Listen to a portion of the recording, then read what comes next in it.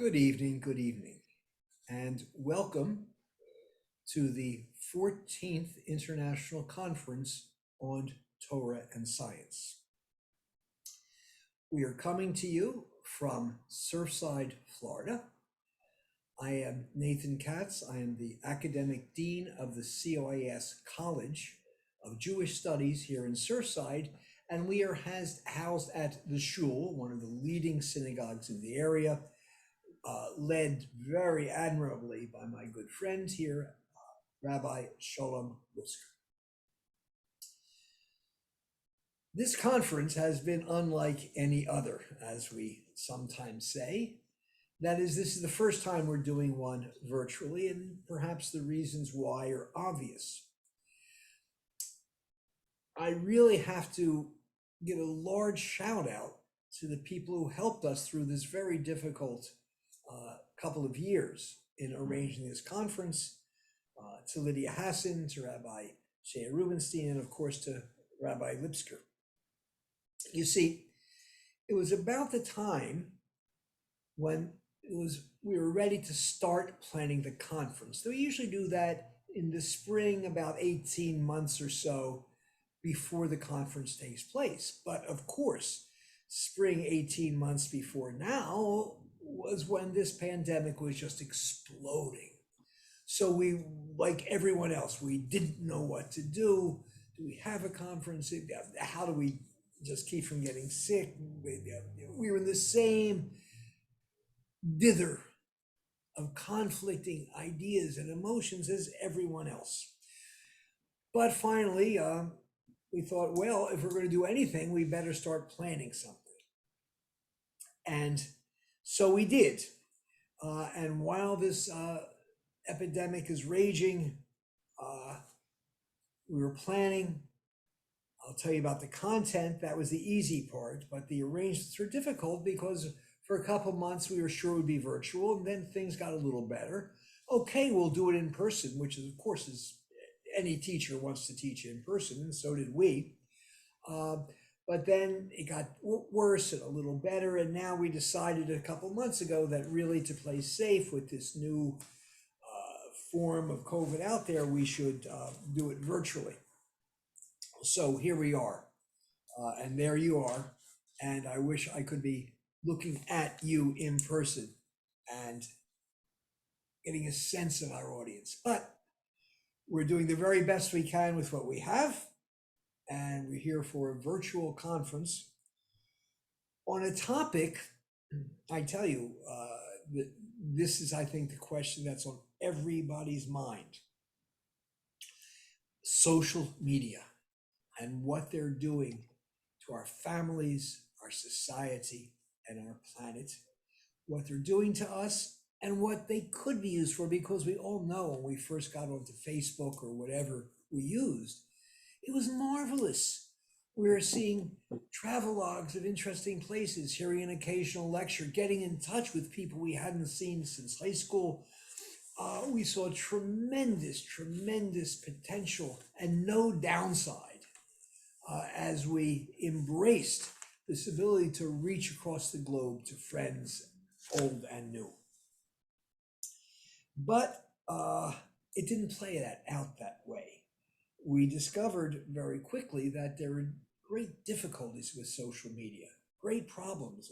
And even just in the past week or two, we saw our federal government announcing new restrictions on how social media operate. And just yesterday, the Center for Disease Control released a report that said that social media, Instagram in particular, is extraordinarily hazardous to young people, especially adolescent girls.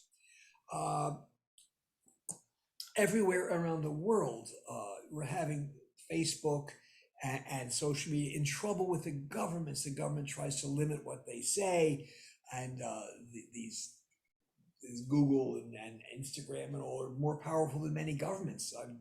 I'm a specialist in India, and I'm quite aware of the difficulties with social media and the government of India.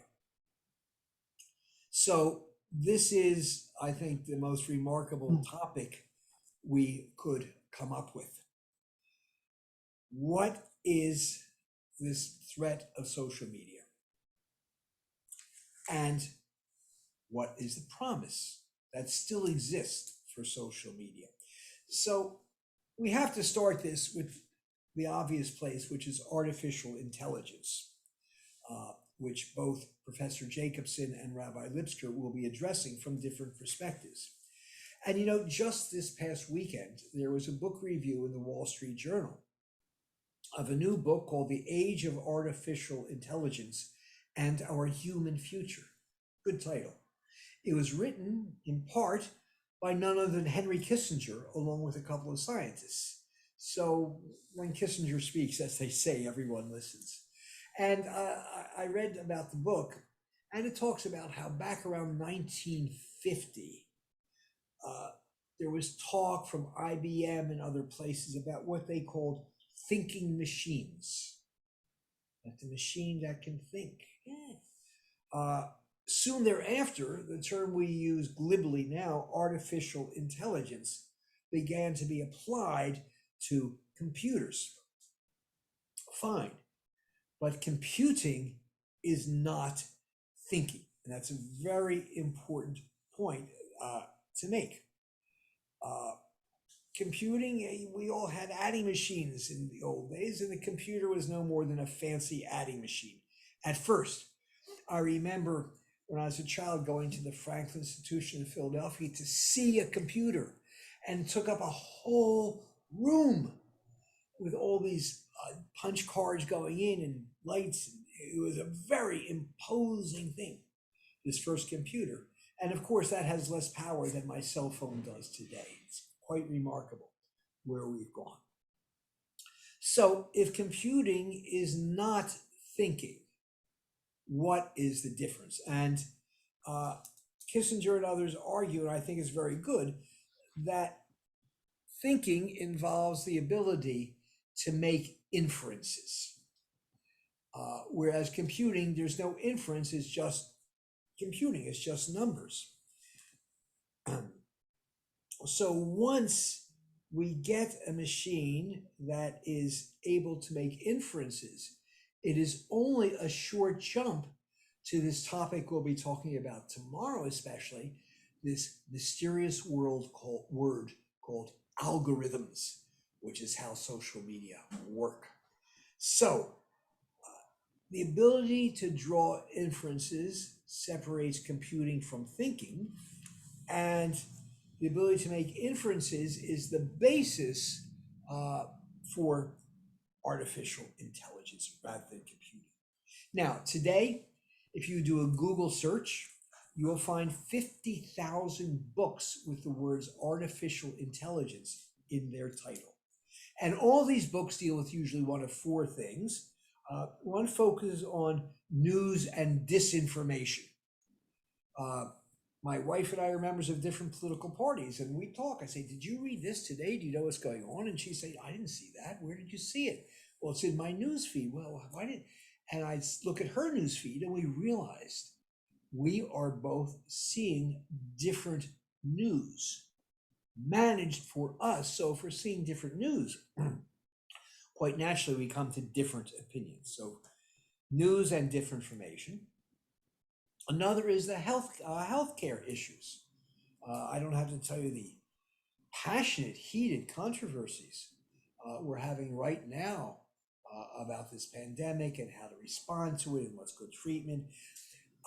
And I was amazed because just the other day I was speaking with a neighbor who views it differently than I do, but we're able to have a pleasant, civilized conversation. What do you feel? What do I feel? We love each other. Good. But largely, you can't talk about these things because we're so heated because of what social media is doing to us. Another issue, of course, is national security. That is very much impacted by social media. We will see about that tomorrow. And finally, our very identity, both as human beings, but as this or that group, this or that nation, our gender identity, all these things have been opened up in new and I think rather dangerous avenues. So, to get back, Artificial intelligence, Kissinger writes, is characterized by a kind of narrowness. That's a limited range of activity that we can solve, artificial intelligence deals with. But the ability to make inferences or use algorithms, we come to what he calls artificial general intelligence, that this kind of intelligence, like human intelligence, is not limited to certain tasks, but is free thinking, so to speak, and go from topic to topic. So we're talking about what's called artificial general intelligence. Other problems with artificial general intelligence are, one, that it takes enormous quantities of computing power to generate artificial general intelligence. There's been a 300,000-fold increase in providing the power needs for AGI than it did for simple AI. And people who live near these computing systems complain always about the noise and the use of power and so forth. So that's one problem. Another problem is, this one I feel is a major one, is that, I'm always getting these things up on the fact checkers on Facebook, why I'm wrong about something that may be significant, may be trivial. Well, there are 15,000 such fact checkers employed by Facebook. And am I wrong to detect a common ideology among the checkers?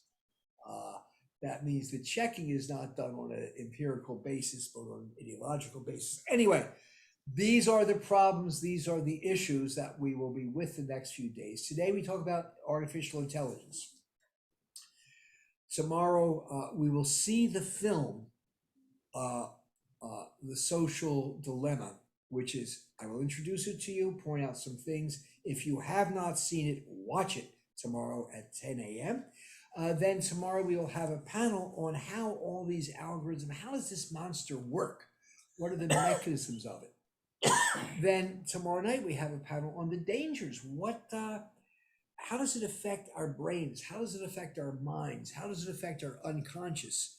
And we have some brilliant physicians and scholars and practitioners to talk to us about how exactly this artificial intelligence gets into our psyches and tends to govern our thinking.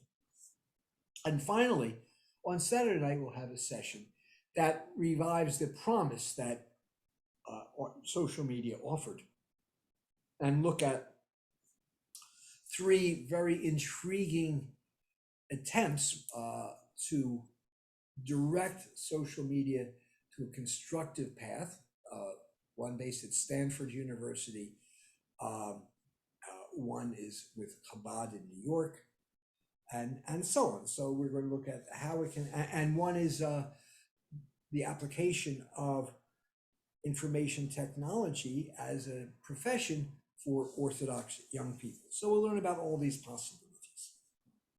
So to artificial intelligence, we're going to hear what it is from Professor Joseph Jacobson, who is an associate professor at the Massachusetts Institute of Technology.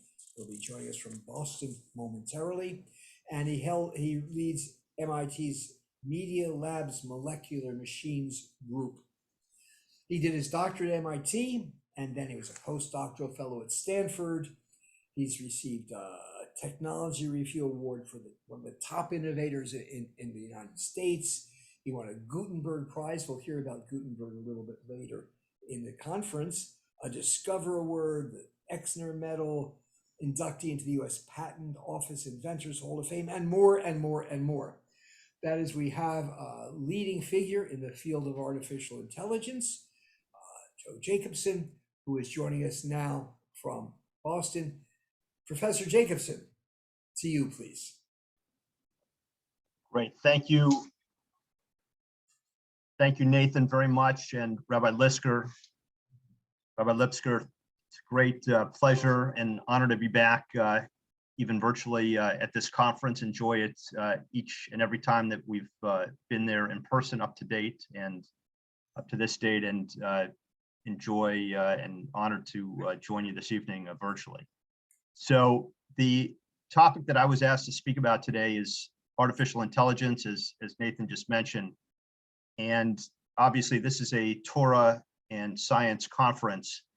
And so my topic tonight is to tell you a little bit about AI, particularly a subfield of that called machine learning, and a very interesting connection to the structure of our written and oral Torah law. So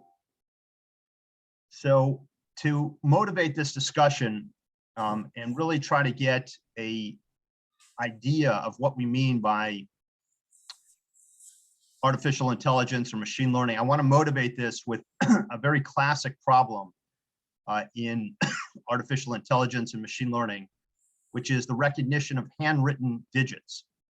And this is a task that obviously can be amplified and expanded to recognize faces and much, much more, as I'll talk about in a second. But just to keep it simplified, just want to kind of point out the impressiveness of what we do naturally, which is to recognize handwritten digits, which really are quite different from each other. If we look in the upper left, this 3 written one way, everybody in the room instantly recognizes that as the same as a 3 written the other way. And in the same shot, we recognize that it's different from an 8, even though there may be some similarities. And if we think about the fact that when we paint a 3 across our retina, that 3 lights up certain retinal cells, it leaves others in the dark.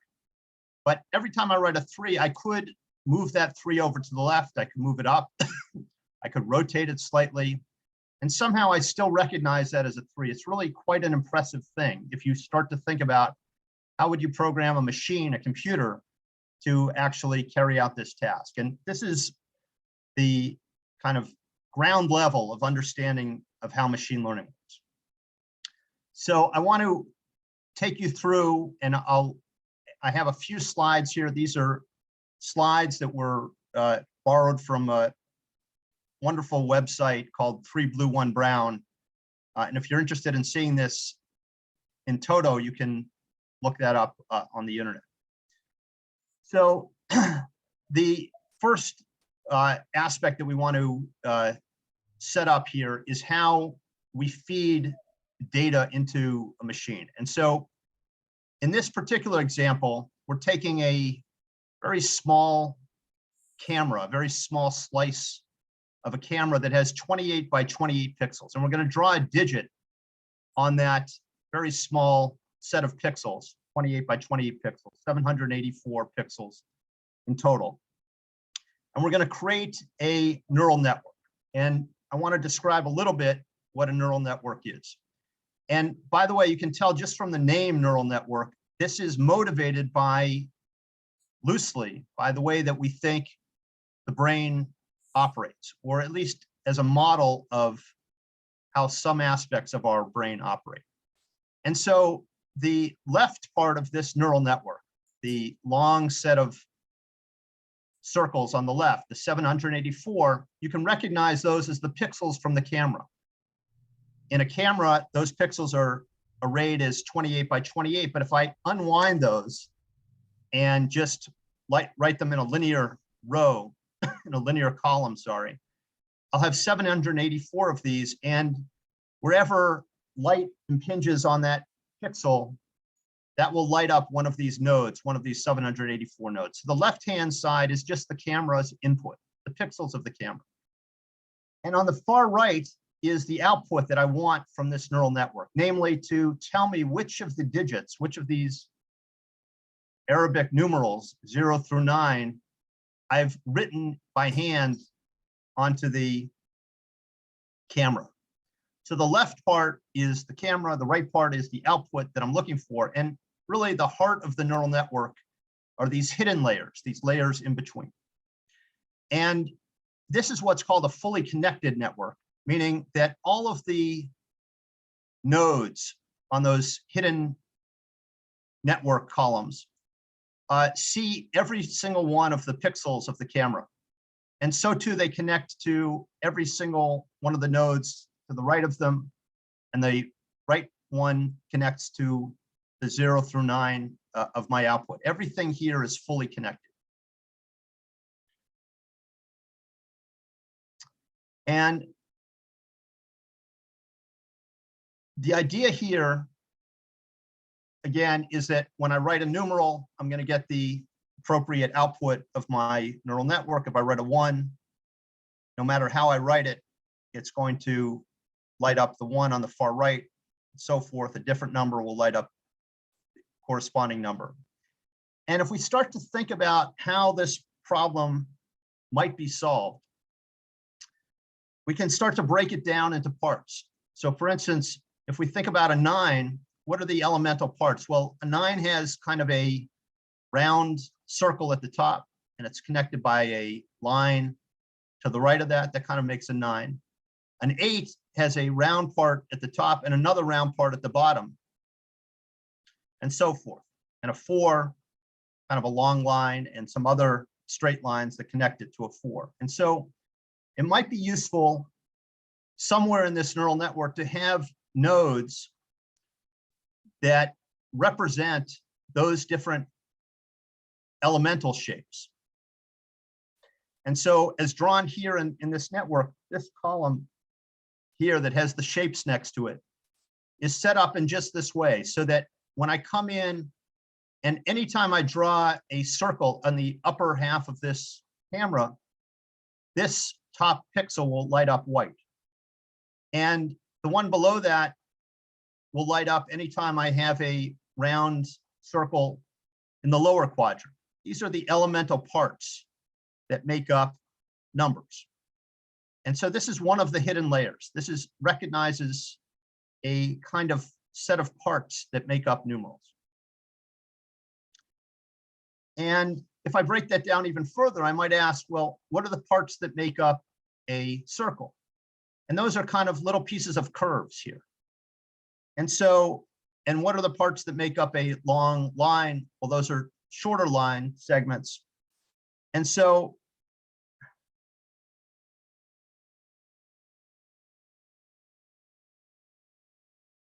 this column, the second column from the left, represents those more elemental objects. So I come in at the far left with all the pixels from my camera. The next layer here is recognizing small segments from which, primitive segments from which I can make circles and lines.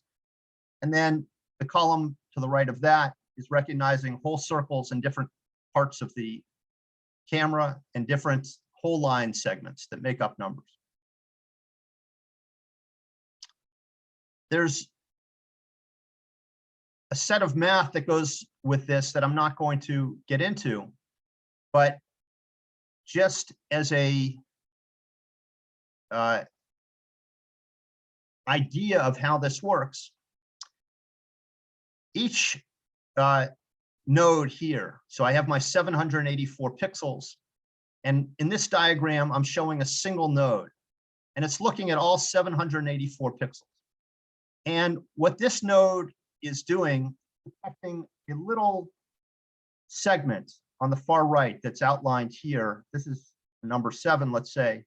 And I just want a node that detects if I have a segment. I'm not sure if people can see my cursor here, but I want a node that just lights up when I have a horizontal segment that's drawn here. This could be a 7, but it could be a 2. Any number or numeral that has this horizontal segment, I want this node to light up. And so to do that, I'm going to set a set of weights, these lines in green and red, so that if I have the appropriate white pixels that correspond to this horizontal segment, they will add to this node. And if I have black surrounding that, meaning I've made an edge, so those will be these weights that are these lines in red that'll be negative numbers. And when all of that adds up, I will light up this pixel if and only if I have a segment that's horizontal in this part of the camera. And this is just one of 16 different primitive objects that I'm trying to detect here. Now, if you look at what this entire network looks like, this is actually what this network looks like that successfully allows you to draw any numeral from 0 to 9. There's a whole set of connections here, this whole set of what we call weights. The weight is the connection strength from one node, one circle, to the next column of circles. And this is the actual set of connections that recognize the numerals from 0 to 9. There's some 13,000 different weights here. That's the number of numbers that I need, the number of connections that I need to create a circuit, a neural network that recognizes those digits. So just to parameterize that, recently, actually today, DeepMind introduced a neural network, a machine learning model that's one of the largest. It's a deep language model that has about 280 billion parameters. This has 13,000. This DeepMind model, which is amongst the largest, there's one from NVIDIA and Microsoft, which is about twice as large. But those very large models that we have that are running on large pieces of hardware across many different clusters, those are about 20 million times more powerful than this little neural network that recognizes the digits 0 to 9. So that gives you an idea of the parameter space, the size of the neural networks that we are currently building. And then to parameterize that further, we can think about the number of connections that we have in the human brain. That's a number of about 10 to the 15 or so. So that's about 3,000 to 4,000 times more powerful still than the largest neural networks that we've created in a computer. It's still pretty far away, but you can imagine shortly, meaning in a small number of years, we'll start to have neural networks, we'll start to have machine learning models that equal the complexity of the human brain.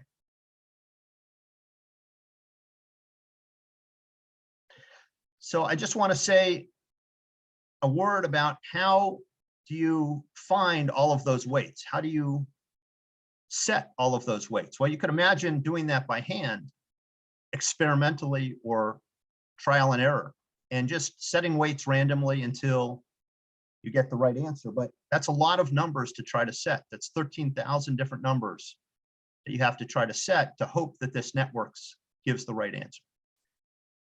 There's a very powerful set of approaches that allow us to do this computationally. And this is based on a two-step process. One is called training. Training is where I have a data set, such as many numerals that are written by hand by, let's say, different people.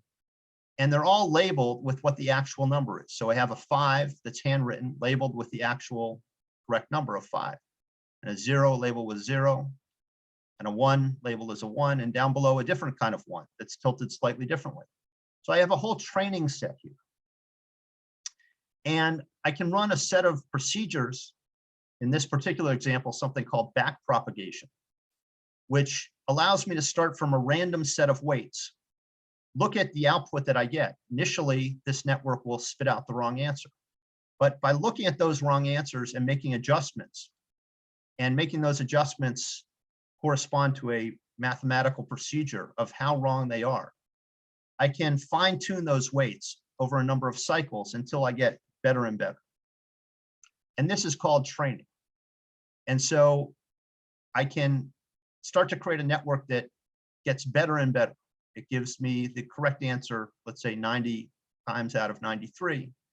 And when I get the wrong answer, then I can adjust some weights and try to get better and better and converge to as perfect a network as is possible, given the complexity of the neural network that I'm creating. Obviously, if I have too simple a network for the problem, it will never be perfect.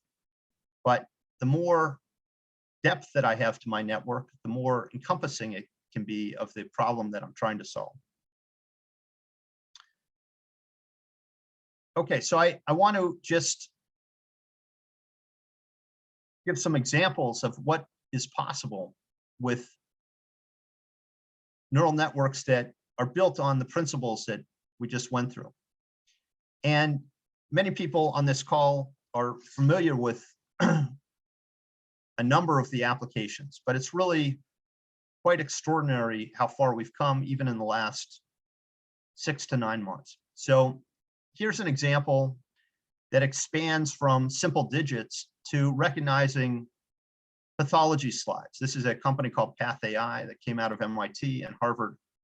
And the idea here was, instead of showing the network,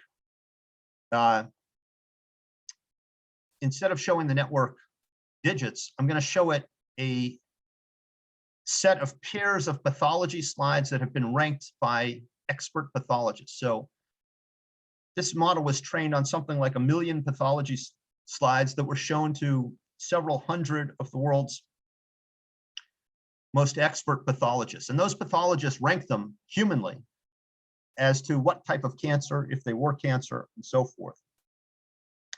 And then a model, again, motivated by the type of model that we just went through, was created to be able to create a set of hidden layers that now, when I come in with a new pathology slide that's never been seen before, can give an assessment of whether that slide is cancerous, where that cancer is, what type of cancer, and so forth. And it won't surprise any of you to know that this is far and away more accurate than any single pathologist. As you can imagine, human pathologists, as extraordinary as they are, even if you show them the same slide several weeks later, they may call that slide differently. But when you take 600 experts together, this neural network now incorporates the best of that large group of experts. And this is really taking over the way that cancer pathology is assessed. A very famous example from a few years ago, and really the example that turned much attention to this entire field, was solving complex games. This is from DeepMind, solving the game of Go. Now, we are familiar with chess programs, but just to give you the complexity of Go compared to chess, chess is a fully solvable problem, meaning if you had a large enough computer, you could solve chess from the very beginning move in something like 10 to the 80 moves. Go is vastly more complex. It is also completely solvable, but in something like 10 to the 380 moves. It's a vastly more complex game. But nonetheless, a clever neural network could, if sufficiently trained, recognize patterns that lead to stronger and stronger positions on the board and lead to a program that no human player can beat. Much more practically, this past year, this same company, DeepMind, came out with one of the greatest breakthroughs in science of all time, and probably the single most important advance from AI to date. And that is the solution of a problem called the protein folding problem. Each of us have a genome that codes for roughly 30,000 different proteins. It's a linear code of amino acids. And that linear string of amino acids folds up into a three-dimensional shape. And that three-dimensional shape, in turn, confers the function of every protein in our body. And to date, we've only known the structure, the three-dimensional shape of a very small number of those proteins. We have the sequence of many hundreds of millions of them, but we only have the structure of a very small number. And this algorithm was able to solve that problem. And I'll just give you a little bit of insight into how this algorithm works. And that insight comes from the lower panel on the lower left here, which is representing the sequence of proteins in different species. So up on the top, you have a human, and really we have a sequence of amino acids that consists of 20 different amino acids, but here it's depicted as blue squares and red circles and purple triangles and yellow diamonds. And many different species have very similar proteins, but not exactly the same. And if we align all of those sequences from the same protein in different species, there are some differences. And a very interesting, notable thing is that, for instance, if you look at the human and the fish, the red circle is switched to a yellow diamond in the fish. But if you go a little bit further in the human, that yellow diamond is switched to a red circle in the fish. So from the human, in the first instance, we go from red to yellow, but in the second instance, we go from yellow to red in the fish. And the insight was that whenever you have correlated mutations, whenever two things change, it's likely that those two things are close to each other. And the reason for that has to do with chemistry, that the way that a protein folds, in order for contacts, things that are close to each other, to maintain the same kind of interaction, the same kind of bonding.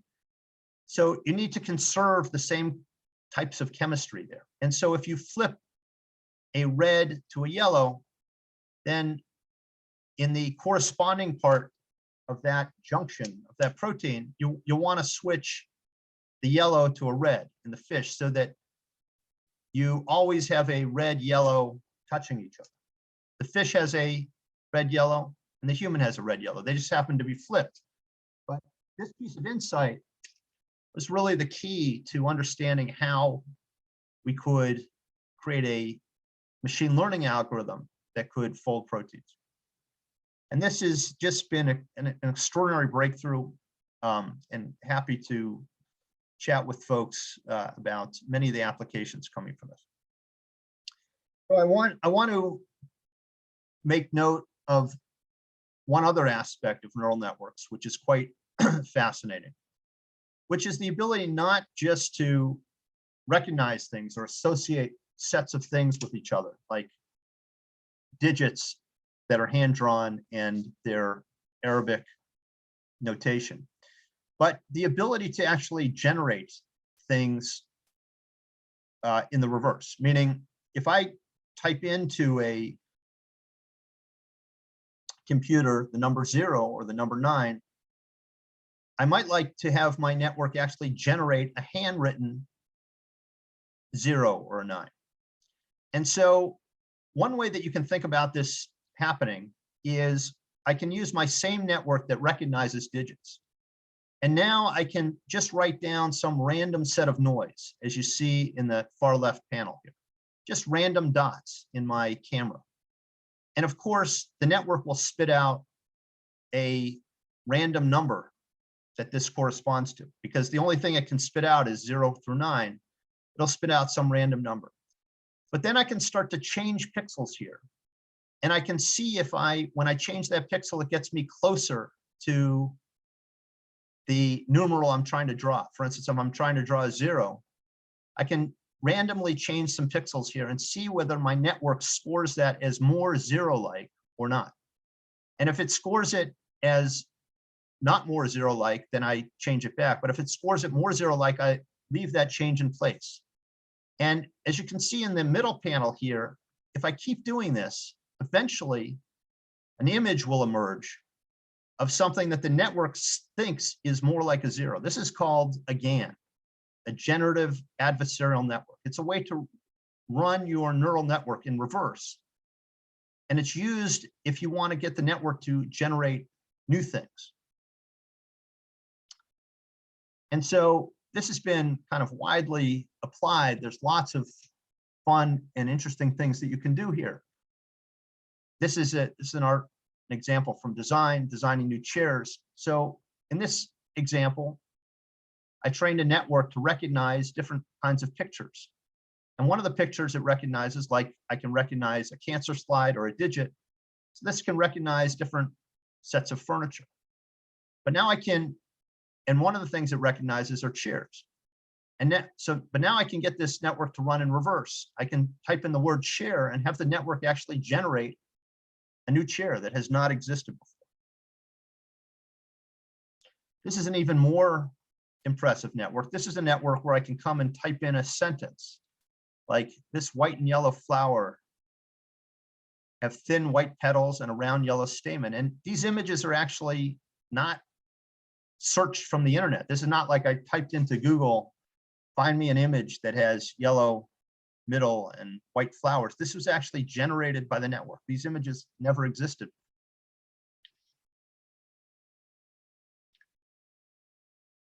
It's another example from painting. I can recognize different styles of painting and transfer that style onto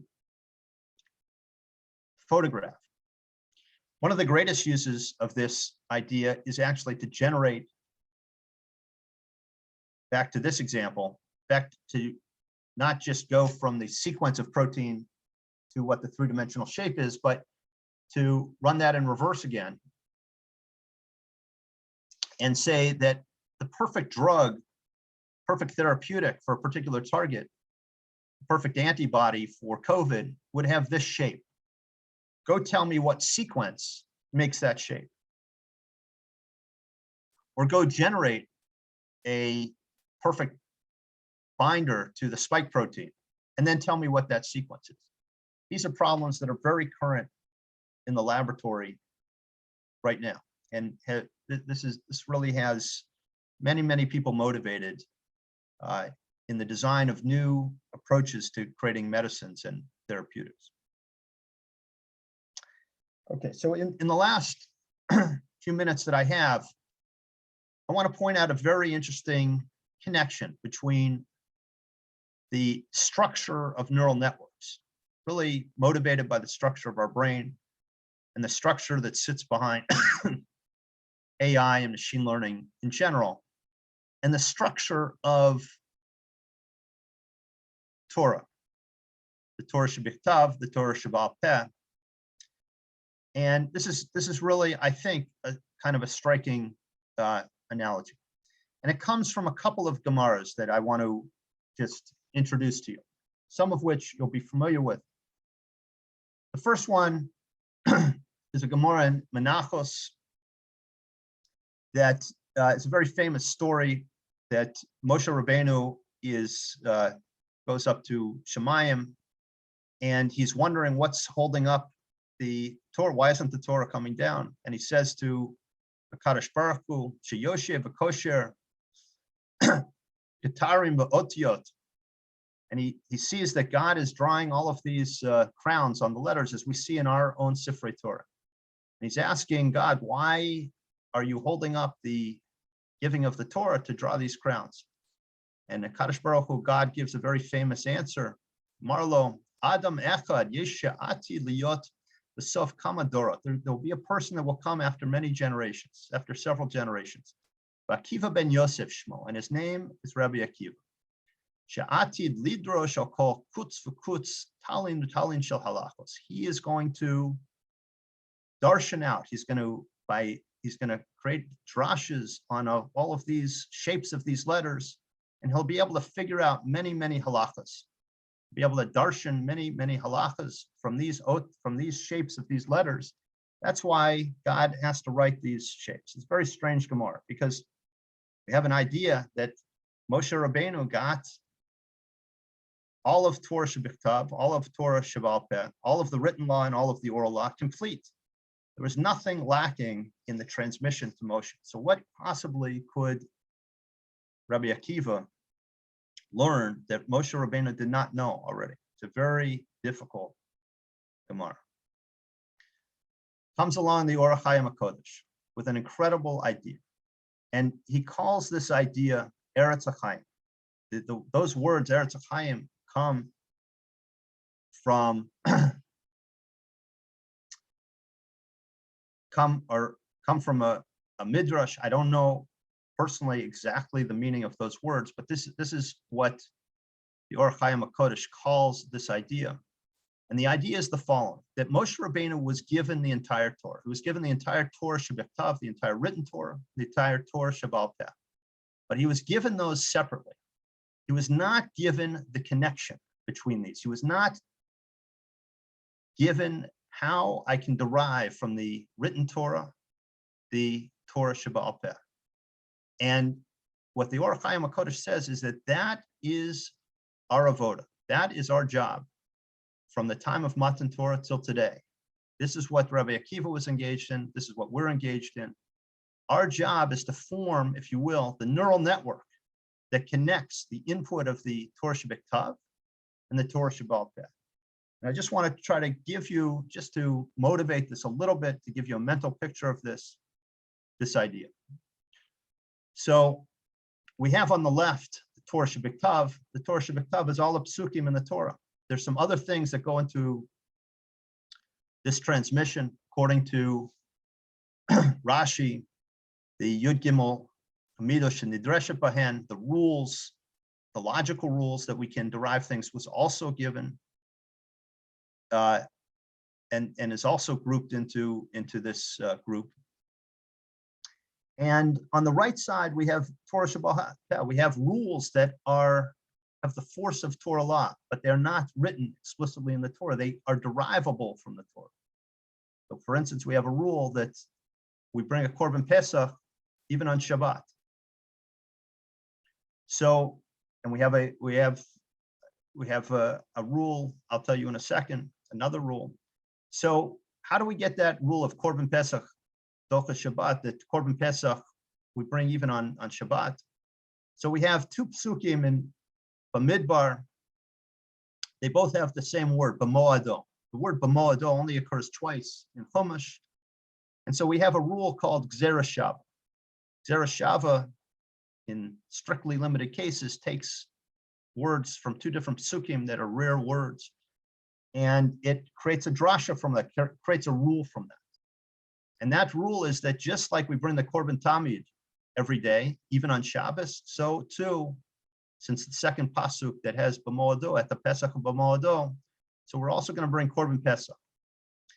And it was this set of connections that the Or Chaim HaKodesh, this neural network, connecting all of the, making all of the connections between all of the different psukim that allow us to generate the Torah Sheba'al Peh. It was this task that Rabbi Akiva was involved in. It was true that Moshe Rabbeinu knew everything on the left and everything on the right, but he did not yet work out, let's put it that way, how to derive one from the other. And that was Rabbi Akiva's job, and that's our job. And this amazingly explains two Gemaras. One is a famous Gemara in Temurah that at the time of the Avelos of Moshe Rabbeinu, we forgot many, many halachas. 1,700 halachas we forgot. And these were halachas, Torah Sheba'al Peh halachas, until Usniel ben Kenaz came along and revived them. So how can you revive things that you forgot? But if we have this picture in our mind, now we know how to do that. Once we have the set of connections of how we go from a Torah Shebiktav, the neural network, if you will, to the Torah Sheba'al Peh, we now have a way, even if we erase things on the right, the Torah Sheba'al Peh laws, we have a way to regenerate those. Just like we generated things in those generative adversarial networks, we have a way to regenerate things that we've lost before. And the other is a Gemara in Horios. The end of Horios has a question. What's better? Hadamar Sinai Adif. One Tana says that the best is to know as much Torah as Moshe Rabbeinu knew. Know all the Torah Shebiktav and all the Torah Sheba'al Peh. Have nothing lacking. That's the best. The other one says, no, analytical skill is the best. And the Gemara ends with a take, they're both equivalent. They're both, we don't know, we can't say clearly which one is better. And the reason is that if you have a deep enough analytic skill, you can generate the Torah Sheba'al Peh. You can generate the same Torah Sheba'al Peh that's Moshe Rabbeinu. So I just want to leave with one question, which I think is an amazing question. And I think there's an amazing Gemara that goes with it. And I'm looking forward very much to hearing Rabbi Lipskar, I think, who's going to give great insight into this question. And the question is, and it's really a question for our time, which is, can a machine learning algorithm, can an AI paskin halakha? Is it possible in principle to do that? And I'll just leave you one amazing Gemara in Sanhedrin. And this is a Gemara that talks about a certain kind of smicha. We're familiar with different smichas, different higher levels of smicha, yora, yora, yadin, yadin. It's a certain kind of very high smicha called yatir bachoros. You have to know all of the blemishes in an animal. Very difficult smicha. And Rav wanted to get this smicha. And Rav Yehuda Nasi, Rabbi, did not grant him this smicha. And the Gemara asked, why not? Maybe the reason was he was not learned enough. And the Gemara says, that Rav was amongst the most learned. So the Gemara says, maybe he was learned, but he wasn't learned in mumim, in blemishes. The Gemara says, not only was he knowledgeable in mumim, he was the most knowledgeable. He spent 18 months in the field studying mumim. He was the most knowledgeable on this topic. So finally, the Gemara says, the reason why he did not get smicha in this area was he knew too much. He was so expert at blemishes that there would never be a bechor. A bechor is the firstborn of an animal. We have to make it kaddish and give to as a truma.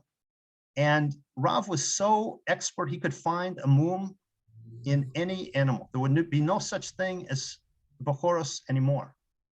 And I can't say for sure that this is the answer, but you can imagine a computer being so good that it would be able to matter many, many things. It would take us outside of the humanness of halacha. And so the conclusion that I want to leave you with is that we live in an amazing time. We have computational machines which are not quite as connected as the human brain, but in the next few years they will be. They are already able to do incredible things, fold proteins, create drugs, things that we cannot do as humans. And they may even be able to analyze texts and halacha in ways that we can't. But the question before us is, how are we going to interface with that? How are we going to incorporate that into our traditional Yiddishkeit? And this is, I think, one of the great questions for our time, and I think why this conference is so exciting. So with that, I'll conclude and thank Rabbi Lipskar for organizing this for many, many years, and Nathan Katz for putting this together, and many of the members of the community, and a deep empathy with members of the community that went through a very difficult time in Surfside this year. And thank you very much to all of the organizers.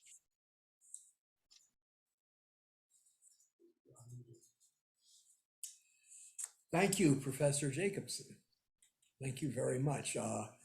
Certainly a lot to mull over, and we will be analyzing and talking about your presentation momentarily. But now that we have an idea of what is artificial intelligence, now we'll get an idea of what is intelligence from Rabbi Lipskar. Obviously, drawing from different traditional sources, let's see, what can we say about intelligence that's also valid about artificial intelligence and so on. Rabbi Lipskar is known to all of you, I'm sure. He was ordained in 1968 at the Central Lubavitch Yeshiva in Brooklyn, and did graduate work at the Kollel Avrechim with the Lubavitch Rabbi, who appointed him a shliach, an emissary, and he was so appointed in 1969 and came to Miami. In 1981, he founded the shul here in Surfside, where he continues to serve as the chief rabbi, the teacher of the community, and much more. He also founded the Aleph Institute, housed here at the shul, which does outreach to Jews in confined circumstances, either in prisons or in the military. Aleph Institute, trust me on this, does remarkably good work. He also we founded, I guess, the COIS College of Jewish Studies around 2004. The COAS College, as you may know, offers Bachelor of Hebrew Letters and Master of Hebrew Letters degrees, as well as smicha, rabbinical ordination, and we attract students from around the globe. Rabbi Lipskar also taught for us in the Department of Religious Studies at Florida International Universities. And back to the shul, in 2009, it was recognized as one of the 25 most vibrant congregations in the United States, according to Newsweek magazine, and it certainly is vibrant. We should be here any day of the week. The amount of learning and et cetera that goes on is remarkable. And the newspaper Allgemeiner Journal, named in 2013, named the rabbi as one of the Jewish 100, one of the top leaders of the Jewish people globally. Now, to talk about what do we mean by intelligence in the tradition, let me call upon our good friend, my teacher, Rabbi Sholom Lipskar. Thank you. You know, sitting here, I get quite humbled.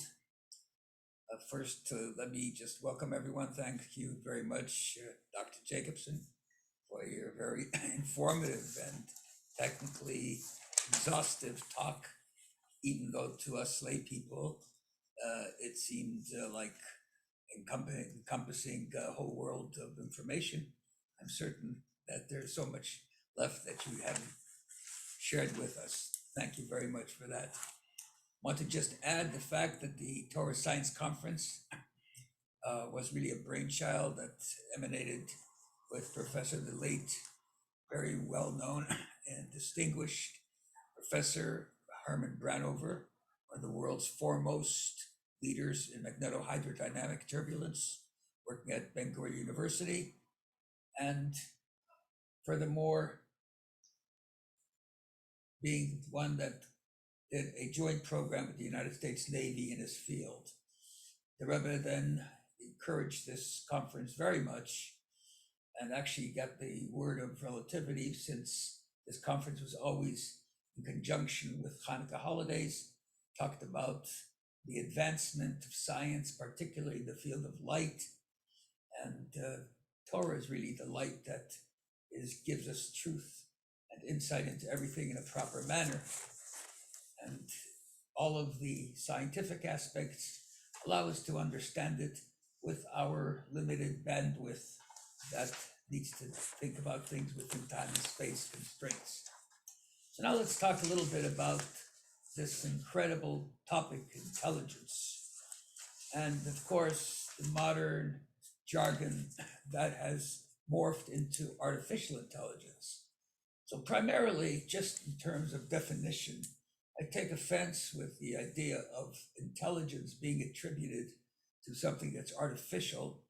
I would rather see that the word would be computation, as was mentioned earlier by Dr. Katz, or a structure of order that comes about through various almost mathematical systems that you've heard before, that word algorithms that fit into a certain pattern, and real artificial, what you might call artificial knowledge, because really artificial intelligence, as we will refer to it, because that's the way society refers to it, is really, what is this knowledge? It's a collection of an incredible amount of data, of information, and then the ability to decipher and analyze the information and to come to some fundamental position in that information, and then to reconstruct it in some kind of a method that you are searching for certain responses. That's what happens with artificial intelligence. It's a mechanical system that really operates in a very refined way. And we'll talk about that in terms of how the brain works as well, and have some understanding of the difference between the mind and the brain, and what is the difference between what we call this knowledge, artificial knowledge, and artificial intelligence. Intelligence is much more than the artificial knowledge. Let's just analyze the consequence of AI in a practical, socially conscious world. Professor Jacobson gave us the mechanism, the structures, how it works, what happens behind the scenes, how those mechanisms are structured to bring us the kinds of conclusions that we have.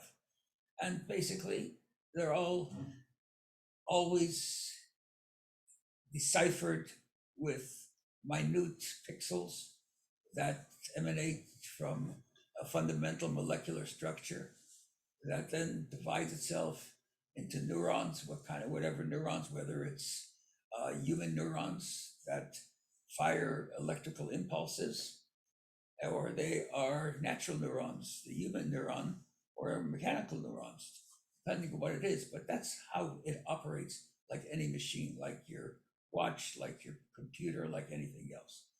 Those machines, you have to understand, have all factors that relate to information. Siri is probably the most knowledgeable creature that we know in this universe because it answers every question under every circumstance if you ask it clearly enough. And what it took Einstein a lifetime to achieve, a seven-year-old can push a button and ask Siri the same question as what is the distance between the sun and the moon in light years, and he'll get the answer in 4 seconds or less. So that's the accumulation of information. The fundamental question about intelligence is not the accumulation of information, not how much data you have accumulated in a particular machine, whether the machine is an artificial machine sitting on top of an animal body, or whether the machine is a human mind, how much information can be accumulated. So as we heard before, the human mind has the ability to accumulate billions and billions of bits of information and neurons that operate within the mind. Extraordinary amount. In fact, it's the brain of a human being that serves as the nerve center that operates the entire body and has to make its adjustments in terms of one part of the body walking, one part of the body smelling, one part of the body visualizing, another part of the body touching. All of that emanates from this particular source of what we call information knowledge center. That happens in a machine as well. However, there's a fundamental question in a machine, because that which I'm talking to you about presently, that's computers, all kinds of thinking machines, or machines that have these programs built into it, robots. The more sophisticated robots become, the more close to humans they become. And as you know today, they've almost created robots that actually behave and feel like humans, and people utilize the interaction with those kind of robots. And if you can imagine that people can fall in love with a rock, and there was a period of time, I remember, I think it was the 70s or 80s, where people had pet rocks. You can certainly have a pet robot, which is much more reactive than a pet rock. So that all machines have that. The fundamental question is not only in the working capacity of how it works, but more fundamental than that, what is the objective of this intelligence? This intelligence is what separates basically the human from all other species. There has been questions in terms of desire, craving, feelings. During the 17th century, Descartes came to the conclusion that animals don't have feelings or cravings. They operate, you might say, are almost arbitrarily according to their instinctive needs. They have certain needs, and as a result, their brains start to fire with certain neuronal path messages, and as a result, it sends the blood flow into their muscles, and as a result, they start to run, whatever it is. They don't feel the feelings of hunger. They feel their body needs food, but that craving they do not have. They don't have the feeling of pleasure. When they interact with another animal, even in the most intimate fashion, there is no feeling in the animal. Of course, it has certain elemental, you might say, hormones or nerve centers that operate, that allow that person to react, that body to react, but there is no real feeling. To the extent that not only is there no real feeling, but more fundamental than that, there's no conscience. Robots don't have a conscience because they are simply mechanical structures that operate by sequential formations.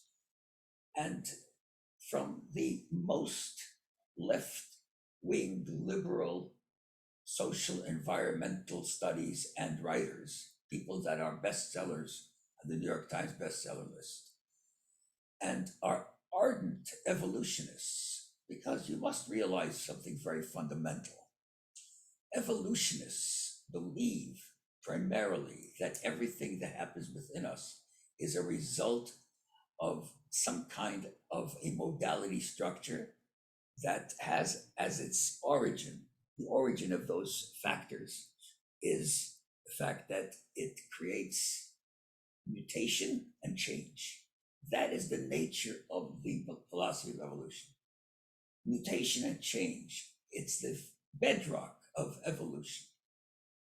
The closest thing that exists to evolution in terms of the essence of the person is his DNA. And DNA is what we find in terms of these mutations and in terms of these changes and evolvements. They do not believe in the soul to such a degree that the fundamental statement I'll quote, as of 2016, we have no idea how the human mind translates the algorithms of the collective of billions of neuronal electrical brain segments and signals to a subjective emotion, which means robots, they don't get angry. They don't get passionate. You can program them so they create certain behavioral patterns under certain circumstances when there are certain impulses that happen. You create certain types of programs where, according to certain factors, that robot will react in a certain way. But there's no fundamental feeling that carries forth. As soon as you shut off the motor, it's over. There is no fundamental aspect, and it doesn't miss anything under those circumstances. So it has no subjectivity. Everything that AI does is objective. There's no feelings, no guilts. From an AI perspective, no such thing as good and evil. Why should something be good and evil? It's just a different, you might say, collection of algorithms and structures and molecular firing paths. It's not something that is significant, because if you do not believe in the soul, you believe basically in a mechanical structure of the human. So from an evolutionist point of view, the human mind, the brain, let's just call it the brain, because we'll talk about the difference between the mind and the brain. The human brain, from a evolutionary point of view, is like AI sitting on top of an animal structure, because our bodies are that animal structure that operate from that kind of perspective. So, for example, when the body sees something that it wants because of a certain craving that it has, what happens is they don't know where the craving comes from, but if that has the craving, what happens is there's immediately some kind of a mechanical structure algorithm that starts working in the brain. There's a firing of the billions of molecular neuronal pathways inside of the brain, and that affects the endorphins, that affects the dopamine, that affects the blood flow into the legs and the muscles, and all of a sudden he starts to run and do anything else. Purely sequential mechanics, nothing more. And as a result, everything can go, because it's all just a mathematical equation. There's no fundamental right, wrong, good or bad, because there is no soul. And to quote even further, this terrifies large numbers of people. This is quotes from books that have been read by millions and millions of people in many languages.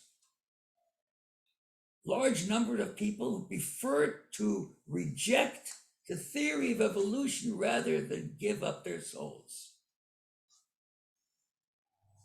You can't believe in a soul, and that's where we come to true intelligence.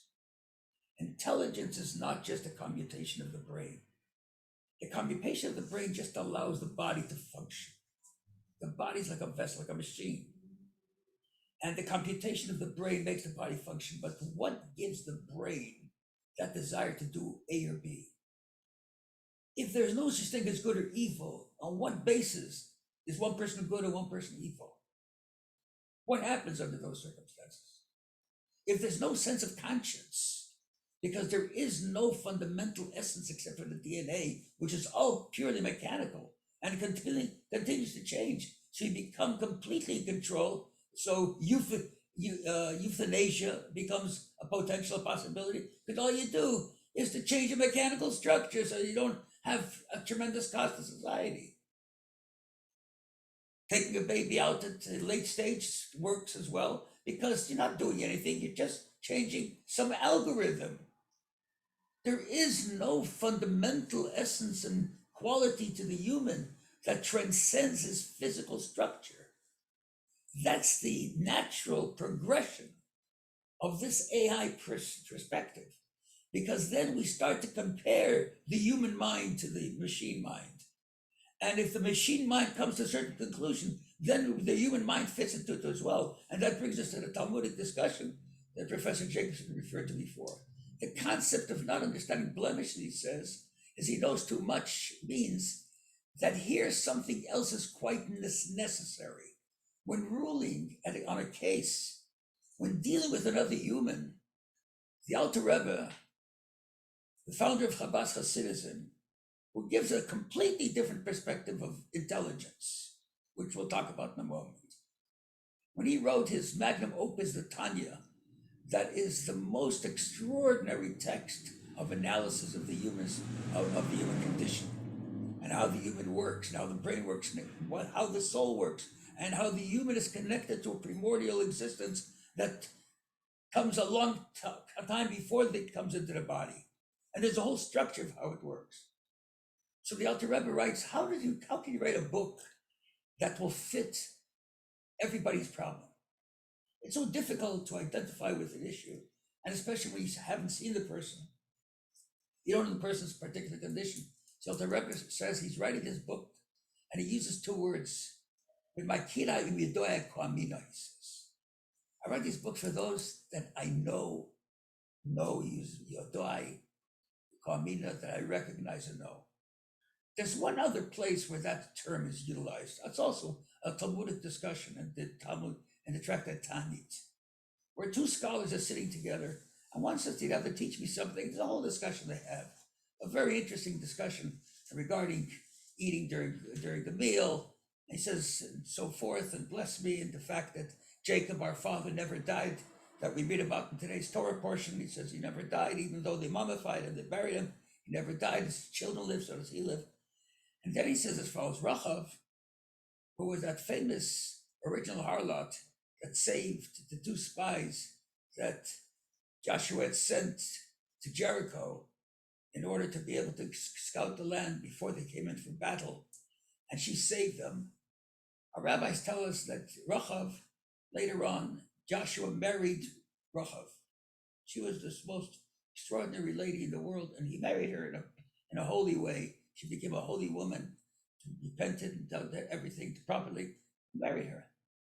So the Talmud says that whoever says the word Rachav, and mentions that lady's name, immediately has some kind of hormonal movement in his body, because it really affects him. So the other scholar says to him, but that's not the fact, because I've said it many times, nothing happens to me. He says, yeah, I'm talking about those Bakirai Uyudoi Kamina, the ones who knew that person. Which means there's such a thing as experiential knowledge. Machines have objective experience. They don't have subjective experience. To have subjective experience, and because science has dropped its hands on this, we don't know. So what happens if you don't know something? You drop it. So when AI in the classic term is used for computation, but when you start using AI to make moral decisions in life, and life is based on the fact that if the machine comes to that conclusion, it must be correct, because if you do A, B, C, and D, the market will go up under these circumstances, and doesn't matter what the consequence is today, because the machine says so, because the machine has no subjectivity, doesn't have any feelings. It doesn't know when a person hurts. It doesn't know what a person pains. There's no such thing as empathy in a machine. So AI fits into a category that should be relegated to the machine world, should never be integrated into the human condition and decision experience in terms of making rulings about things that deal with life. Because there you need that other dimension. You need the soul factor, purpose and meaning, because otherwise what is it all about? Give up the whole system. No point in it. No way, there's no need for it any longer. That's generally the concept of AI. And therefore,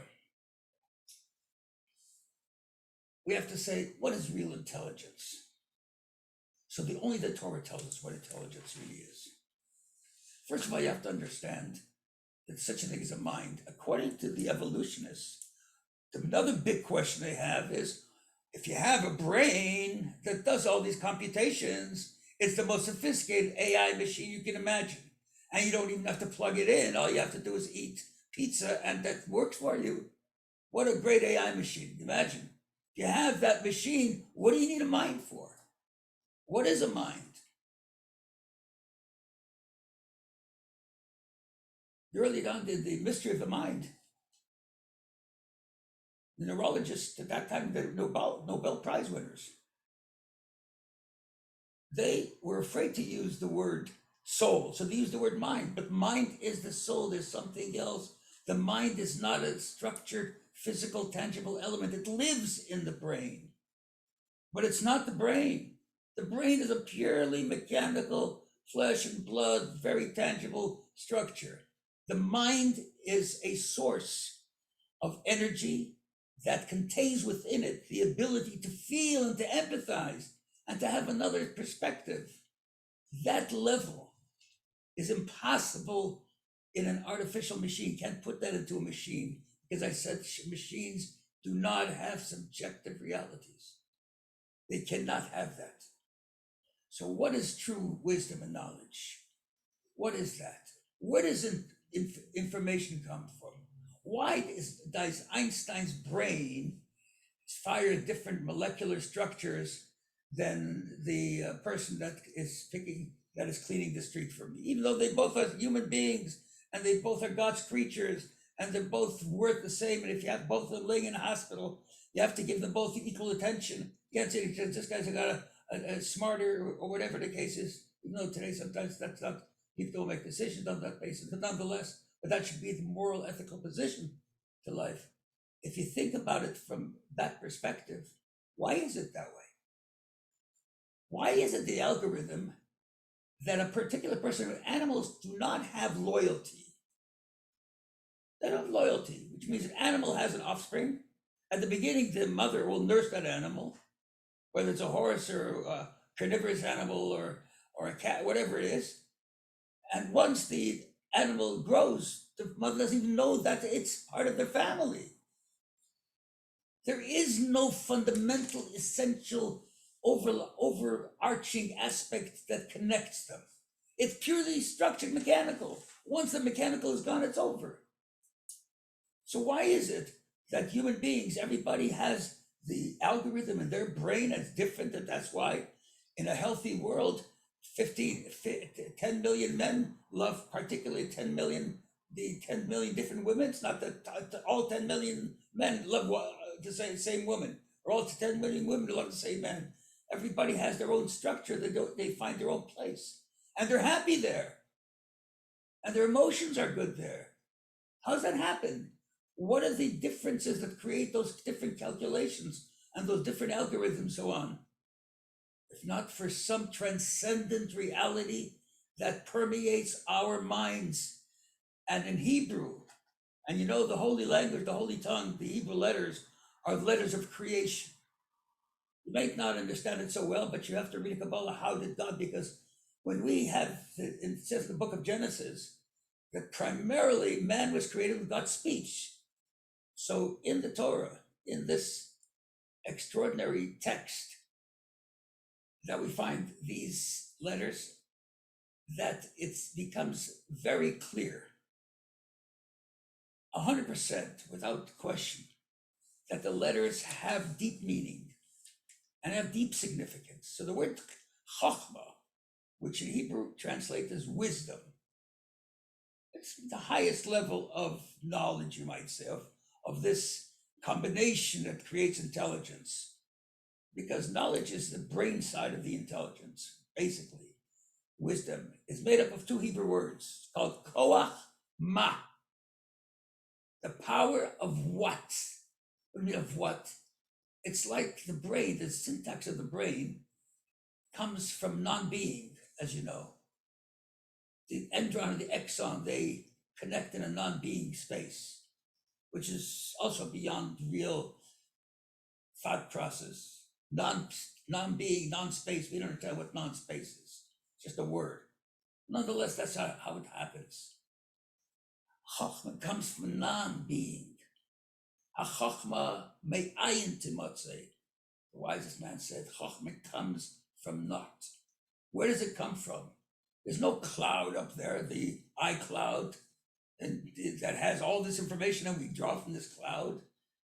I mean, I don't have a special access to a cloud more than you have access to the cloud, because there is that soul that comes down to each individual human being by not selective process of the human construct, but because of the selective process of a super intelligence, which makes more sense and leaves us without any of these questions. And most important, it gives us a space of ethics and morality that is not moral relativism like we have today. Everything is adjustable. You know who makes the decision? The animal instinct makes the decision. The AI makes the decision because the AI is a response to the animal instinct. I gave you an example a number of years ago during a lecture. The difference between animal brains and human brains, the territorial imperative talks about the intelligence of animals. Huxley's, one of the very famous psychologists that studied animal behavior. So when you talk about the animal brain, the lion, for example, when his brain needs to work, it works at as fast of neuronal movement as the human brain. It is extraordinary and extremely integrated and complicated. So, for example, if a lion is sitting in a den and it's hungry and it has 5 little cubs, hasn't eaten, and there's been no meat, you can't feed the animal grass. The lions need grass, they need meat in order to produce milk, whatever they need to grow their little group. And there's been no meat around. All of a sudden, the mother lion goes out and she sees a little group of gazelles. As soon as she sees the gazelles, the lion's brain starts working at full speed, figures out exactly where the lion should jump from to make the fastest leap to be able to grab the gazelle that runs really quick. Figures out also which way the wind is blowing, so that the lion will go against the wind because he doesn't want the gazelle to smell his scent. Then this massive lion that weighs a half a ton,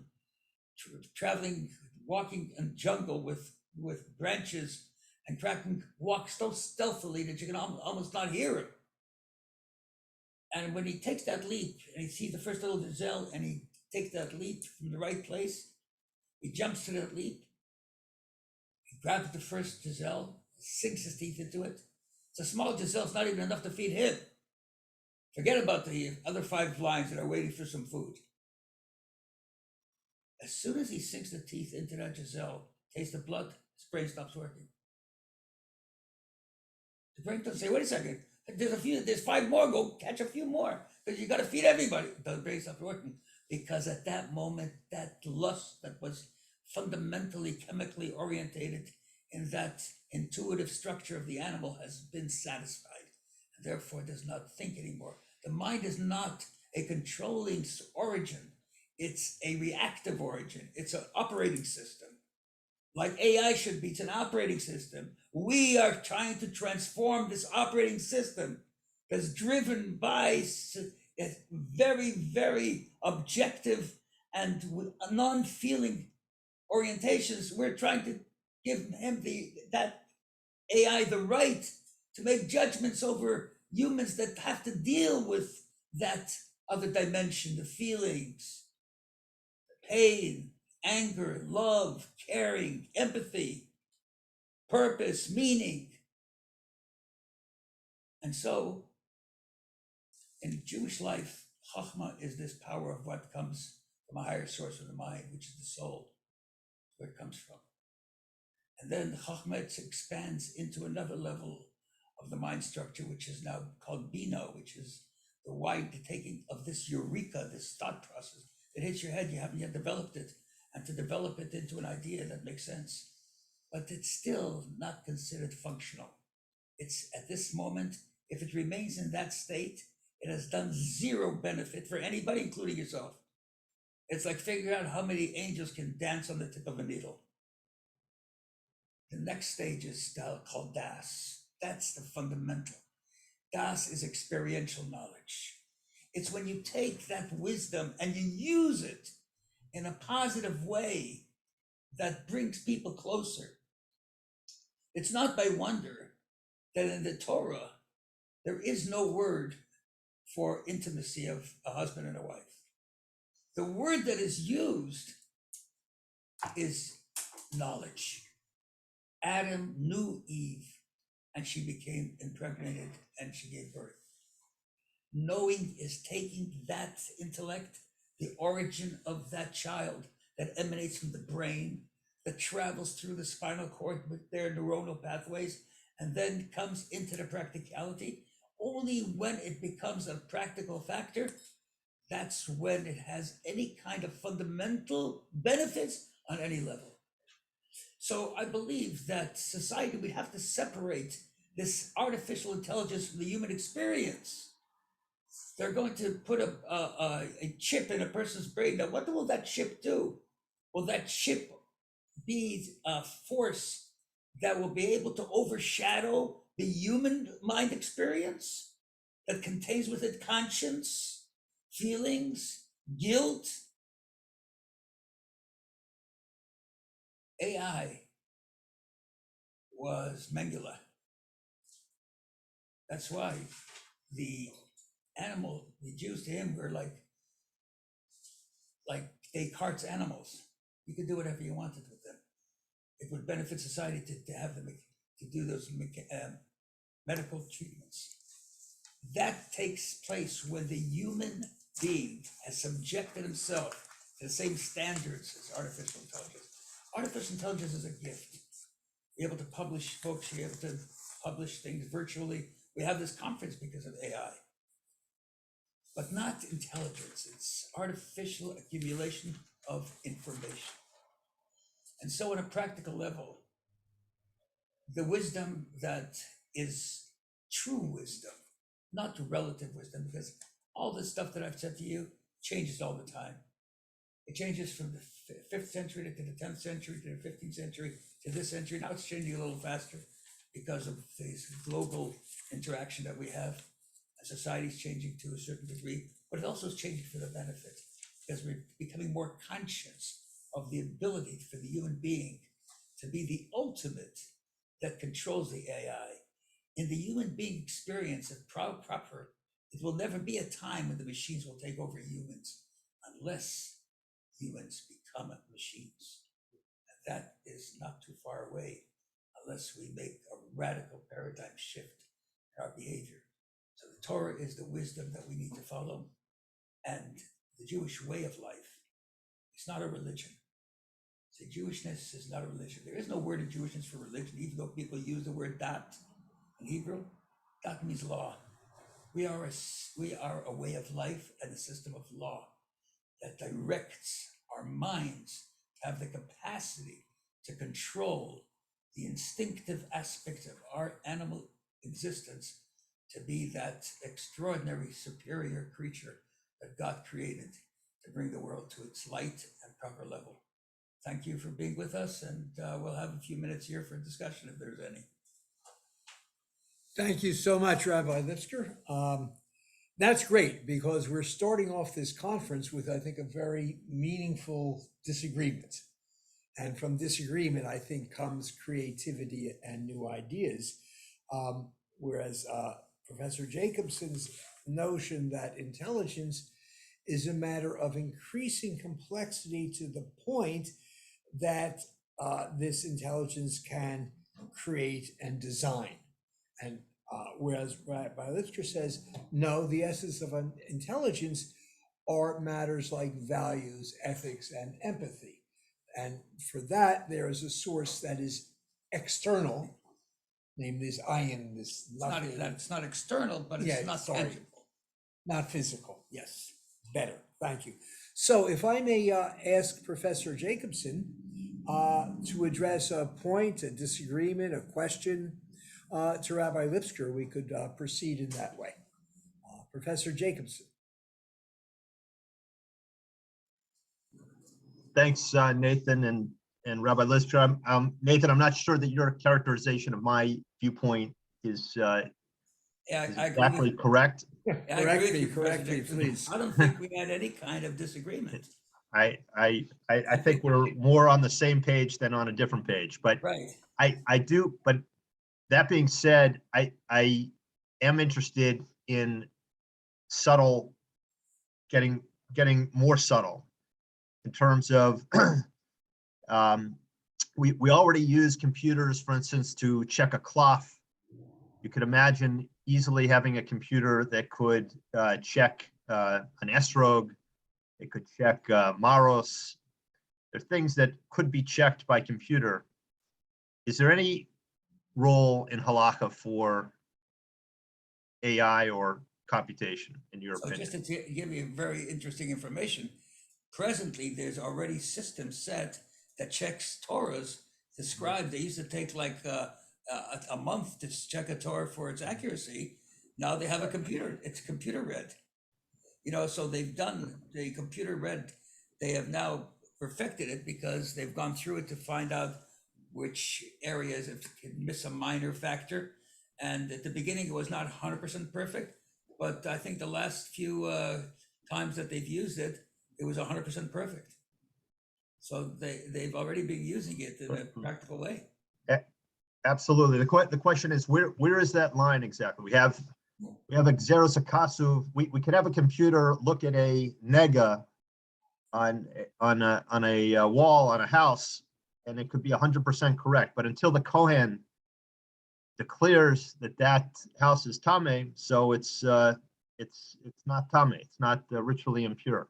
Right, because obviously it's not about determining whether it is or not from a technical point of view, because if a nega expert, for example, if there's a guy who's an Israelite who happens to be a nega expert, like the Gemara says, person who's a expert in particular aspects, and he sees the house and it's got a nega or a human being, and he says 100% unclean, the guy's still clean until the Kohen says it.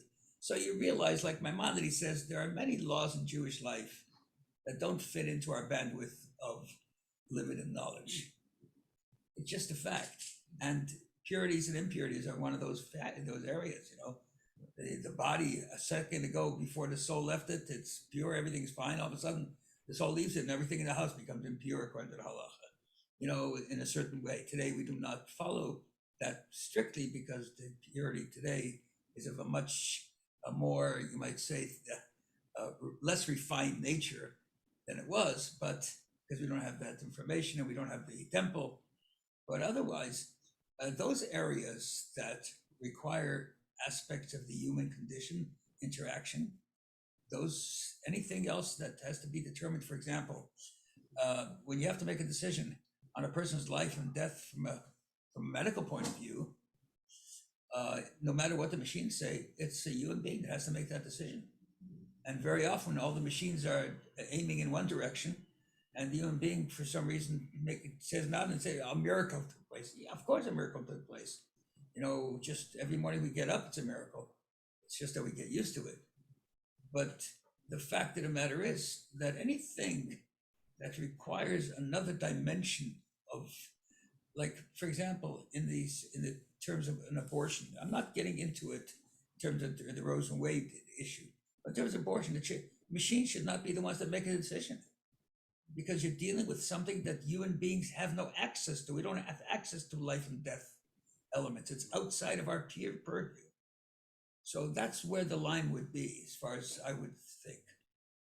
In the United States judicial system, there's already AI that's being used in sentencing guidelines. So in order to make sentencing more uniform, more fair, supposedly, there's already AIs that are comparing all the sentencing that's taken place over the last decade or 2 decades, comparing all the facts of the case and suggesting to the judge sentencing guidelines. Well, as you know, this is a field that I'm very much acquainted with. Yeah. And I believe, number one, just on a general topic, I believe that the whole concept of the American judicial system and utilizing prisons as the default system of punishment is faulty, it's negative, it's destructive, it is antisocial, it's anti-human, and it's one of the reasons that the Torah, prison is not considered a viable option of punishment, but that's a different discussion. But in terms of sentencing, you're correct, I'm acquainted with those studies. The one problem with those studies is when we come in front of a judge to advocate on behalf of a defendant for an alternative sentence, one of the most important factors that we advocate about is not about what he did or didn't do. It's about the kind of person he is. It's about the influence that he has on his family. It's about the ancillary damages that will take place if he's out of the picture.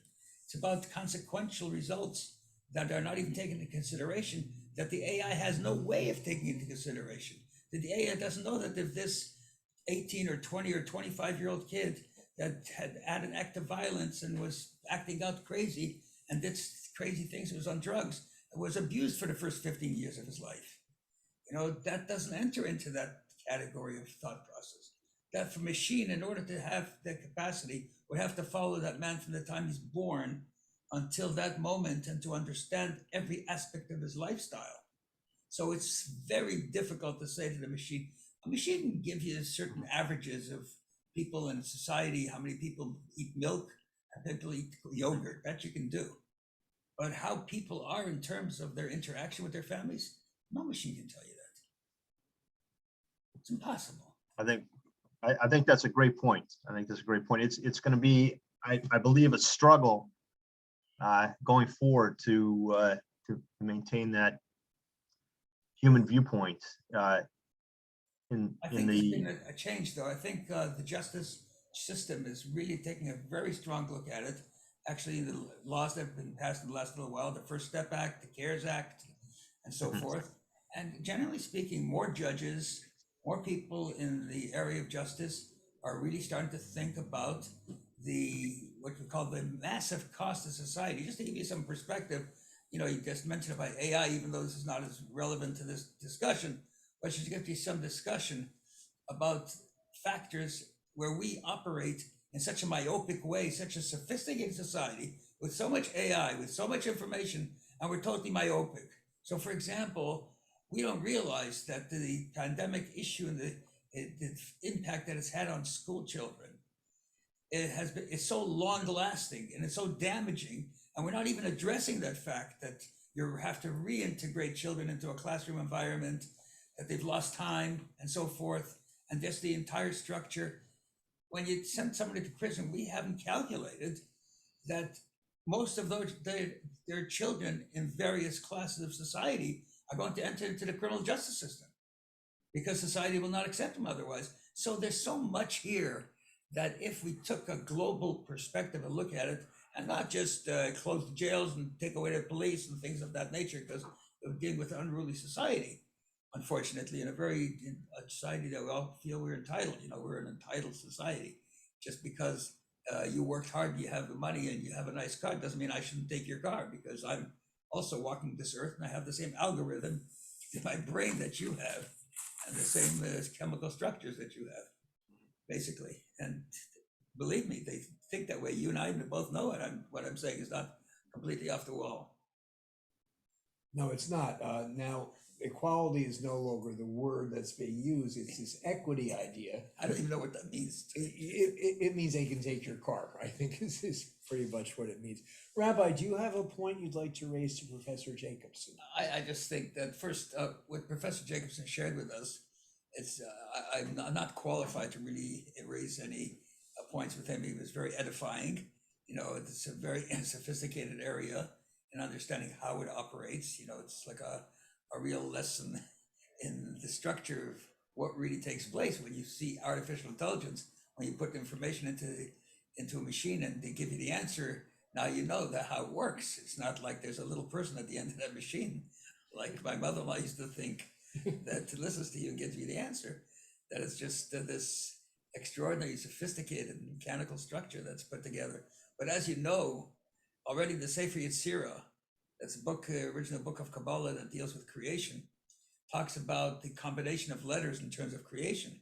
So he says that 2 letters make up 2 words, 3 letters make up 6 words, 6 letters, 8 letters. After you pass 8 letters, you already go into the infinity. If you really think about it, the Hebrew language is the most sophisticated language you can imagine. When you learn a Hebrew language, first you learn letters, and you don't learn vowels, you just learn letters. You have 22 letters. And the letter combinations are such that every letter is a consonant. There's no vowel letters. They're all consonant letters. The vowels are shapes, geometric shapes, dots, triangles, lines, period.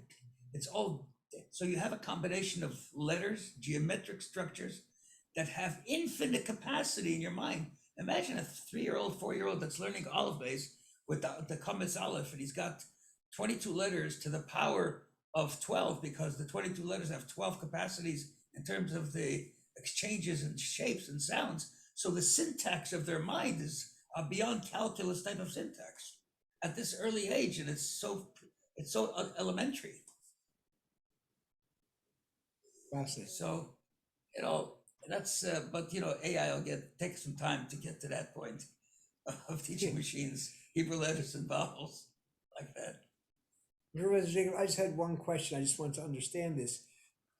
In your talk, you're talking about the remarkable increasing complexity in computers, for lack of a better word, and how they're approaching the level of complexity by a factor of 5 of humans.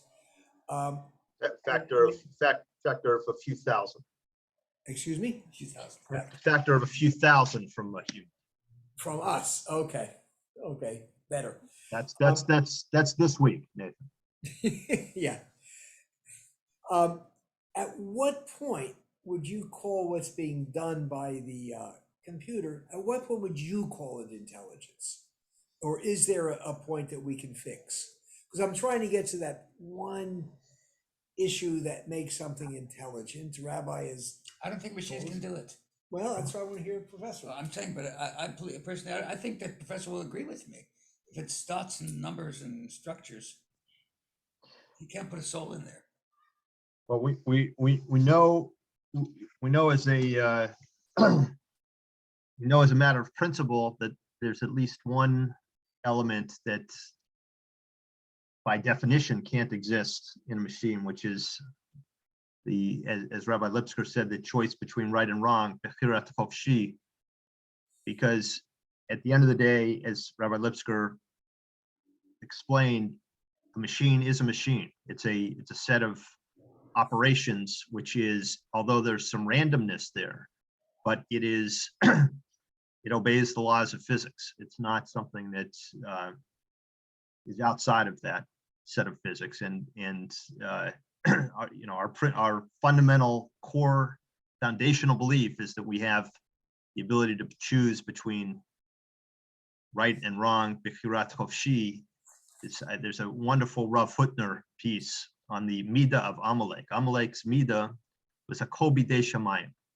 Everything is according to heaven, meaning the fact that somebody steals or does this thing wrong or that wrong, they can't help it. They were created that way. They're a big believer in Kadosh Baruch Hu, but they believe to the degree that Kadosh Baruch Hu controls everything. They have no bechira. We have, kol bidei shamayim chutz miyira shamayim, that element is impossible to be in a machine.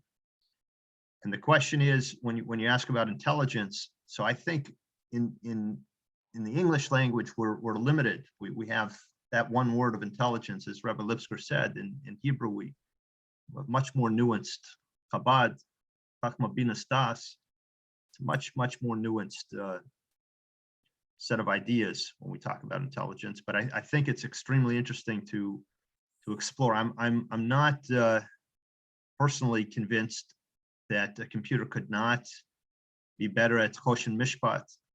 It may be able to learn halacha at a very high level.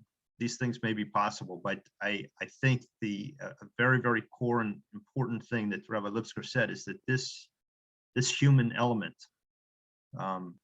what people talk about, the fifth Shulchan Aruch. So you need to know Shulchan Aruch, but there's the fifth Shulchan Aruch is to understand people, understand what the right judgment is, knowing that you're dealing with people. And that's, we have to, I believe that's going to be a big struggle for us in the age of the machine, is how to maintain our humanness. You know, there's a very interesting little joke. It's almost a joke, but there's a farmer that his ox fell into a pit on Shabbos. He was a God-fearing person. He didn't know I'm allowed to take my ox out. And there's a simpleton rabbi there, but you know, sometimes in these little towns, there's rabbis they couldn't get a job anywhere, and he gets a job over there. And he comes to the rabbi, says, "Excuse me, my ox is falling in. I got to take him out, otherwise he's going to die, and I'm going to lose money." And the rabbi says, "Wait a second, let me check this book out." And he starts to pull out one book and another book. He says, "Come on, rabbi, fight quicker." He says, you know, he's still pretty good. He says, "By the way, I just want you to know that the ox that fell into the hole belongs to you." He said, "Oh, it belongs to me. Take him out." You know, all of a sudden, there's the human element it came into the program. It's a great story. Well, gentlemen, thank you. You've gotten us launched into, I think, the heart of the kind of questions we're going to be talking about. That's wonderful. It was Professor Jacobson who, for a couple of sessions now, saying you've got to deal with this big data and algorithms and so, and it took me the longest time to know what he was talking about, Rabbi, until I saw that documentary, The Social Dilemma. That's a segue, because tomorrow morning at 10 o'clock, I will introduce and will be showing you all The Social Dilemma. It is perhaps the most important thing I've seen on television, which isn't saying very much in all these years of being in the pandemic. But if you haven't seen it, you will be amazed. Following that, at 1, we have a panel on how does all this really work? What are these algorithms? What do they do? And we have a gentleman who has a very major position in social media. So he's speaking to you from, as they might say, the belly of the beast. We have a professor who will talk about this coming of all these new information technologies and try to contextualize it a bit. What happened? I'm thinking of Marshall McLuhan's work, who said every time there's a breakthrough in information technology, there's a radical change in society. It could have been books, which led to the birth of Protestantism, which certainly changed Europe. It could be television, which changed American society profoundly, as we know, for better and for worse. And now it's this information technology. So we'll hear about that. We're then going to hear from a cybersecurity attorney who promises me that if you see what he has to say, you're going to be very scared and take much better care of your passwords and so forth.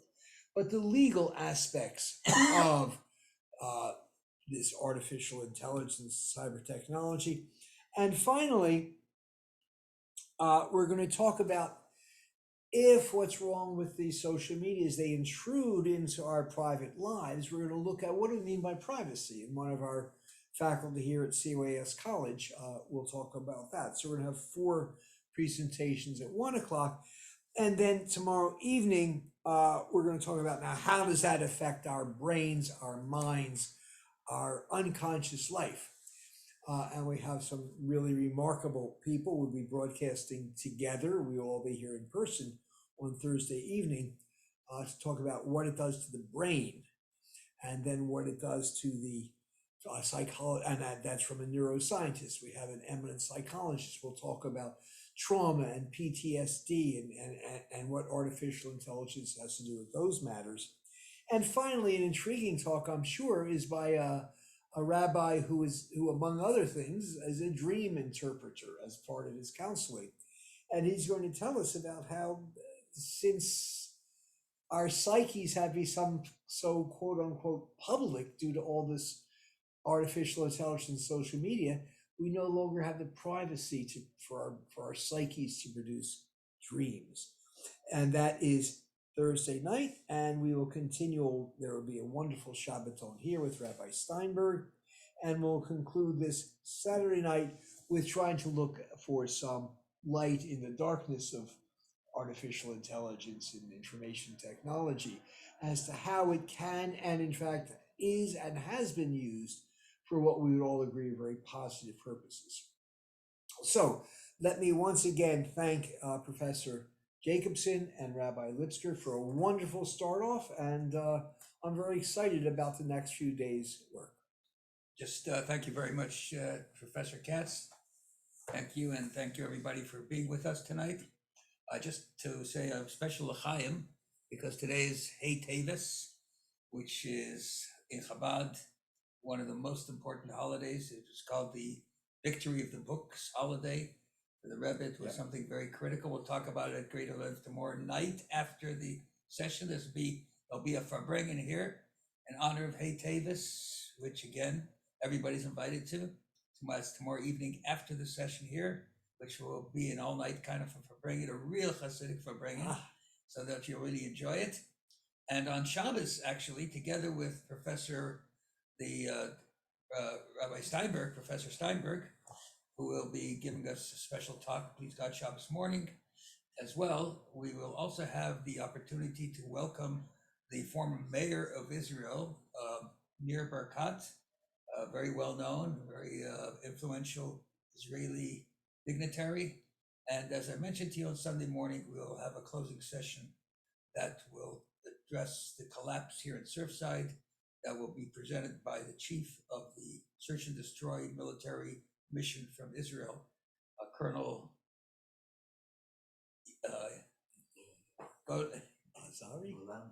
Golan Vach, and who will be with us here this week as well.